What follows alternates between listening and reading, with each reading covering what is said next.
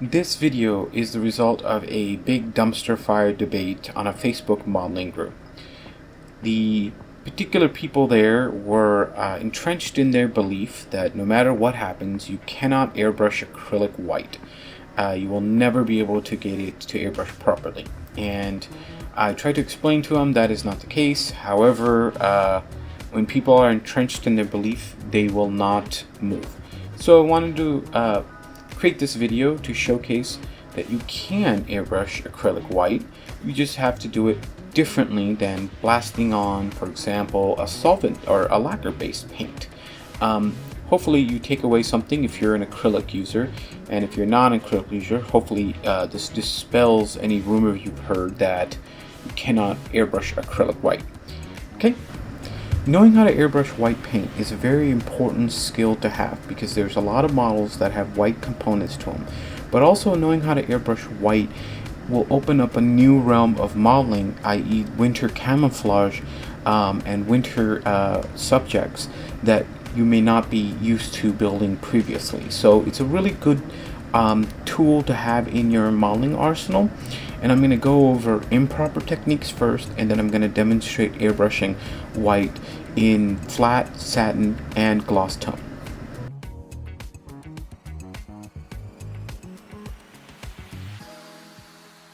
First, I'm going to demonstrate how to improperly airbrush white. One of the big problems with airbrushing acrylic white is people overly thin their acrylic paint, thinking that's going to help lay the paint down. So as you can see in this example, I've heavily thinned my paint and it's just running and pooling all over the place. So you don't want to overly thin your paint, as I did here, where I used 80% thinner to 20% paint.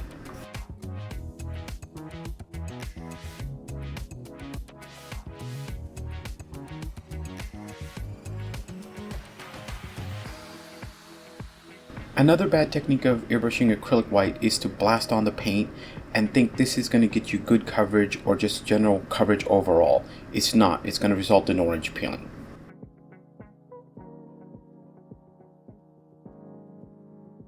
Here are the results of bad airbrushing techniques.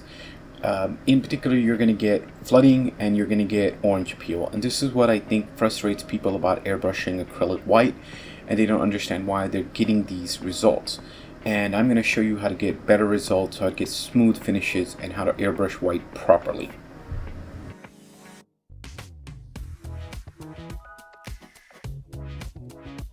I'm going to first demonstrate how to airbrush flat white.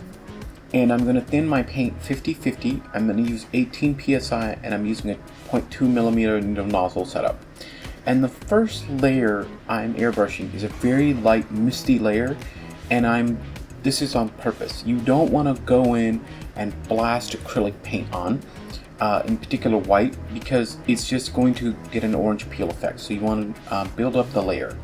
And the first layer should be this soft misty layer, just to kind of break the surface tension. And then you can come in and build up the paint. So here you can see I'm coming in and I'm gently building up the paint over and over and going to a point where I'm happy with the look.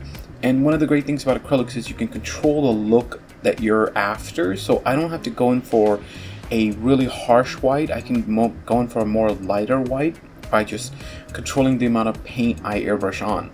And as you can see in these test examples, I'm going over both gray primer and black primer. There is no issue whatsoever airbrushing white on either gray or black primer. I don't know where this myth came about, but there is no issue whatsoever, and I'm going to demonstrate that with all three paints.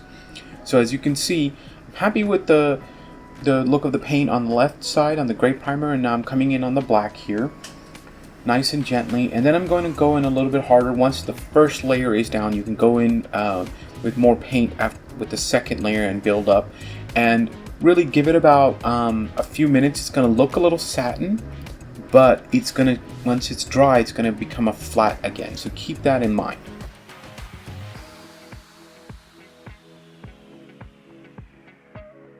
In this second example, I'm going to demonstrate how to airbrush a satin white. And I'm using satin white by Ammo by Big, and I've thinned it exactly the same as the flat white, 50-50, 50% thinner, 50% paint. However, if you notice, my PSI is lower. when you airbrush satin or gloss paints, you want to make sure air pressure is not high, because with high air pressure the paint will reduce its sheen and become more like a flat paint. And so if you're trying to get a gloss or satin finish, you're going to ruin that by using high air pressure. So my air pressure in this case is no more than 15 psi, still using a 0.2 millimeter needle nozzle. I'm going in lightly, then building up until I'm happy, and as you can see there's a shine to the paint. And I'm doing this over both a gray and a black primer, so there's no issues whatsoever on airbrushing white on either type of primer.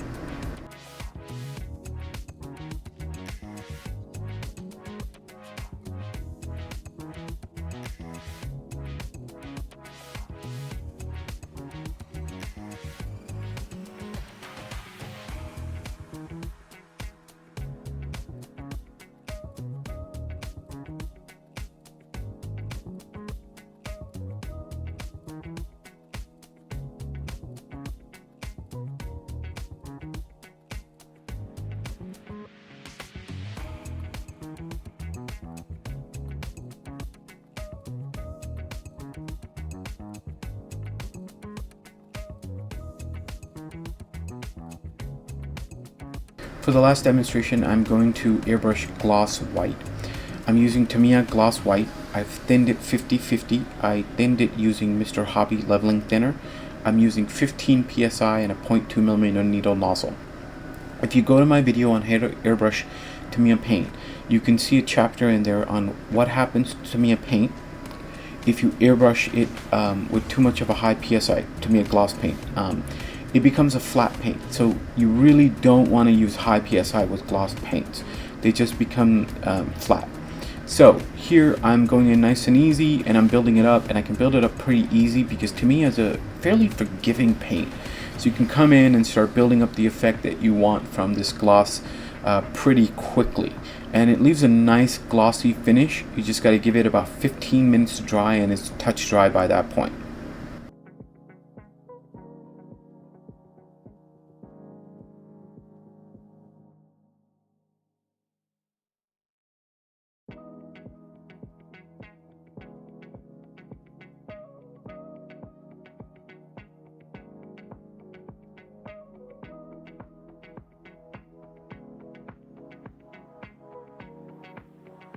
Here are the final results. Here you can see the results of the flat, the satin, and the gloss white airbrushed. Hopefully this dispels any rumors that you cannot airbrush acrylic white and get a nice finish. You can if you understand how to airbrush acrylic white properly. You cannot blast it on, you cannot use heavily thin paint. Acrylics require a different mentality to airbrush, but hopefully this gives you an idea of what to do.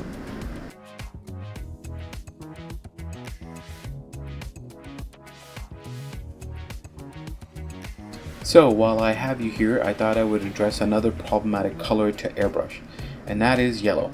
Yellow frustrates modelers to no end. It is a color that I think is probably the most hated color to airbrush by modelers, and the reason is if you don't have the proper background for yellow, it's not going to come through. It's going to be very translucent looking, or it's going to take numerous coats to the point that you're covering up detail to get the yellow to shine. So the way to get yellow to work properly is to add in a background that allows the color to shine through. And the best background for yellow is either white or pink. So you can use a white primer or a pink primer, and that will really help with airbrushing yellow, and it will come out really nicely that way. In this case, I'm using the test piece from earlier, and I already have white on there, so I'm just going to airbrush nice smooth coats onto my test piece here, and you can see I'm getting a really nice yellow. It is a flat yellow, so it's not a gloss yellow here, but I'm still getting a nice effect from the yellow, and this is how I airbrush yellow for my kits. Hopefully this helps you out, so just keep in mind, use a background of either white or pink, and that will really help your yellow come through.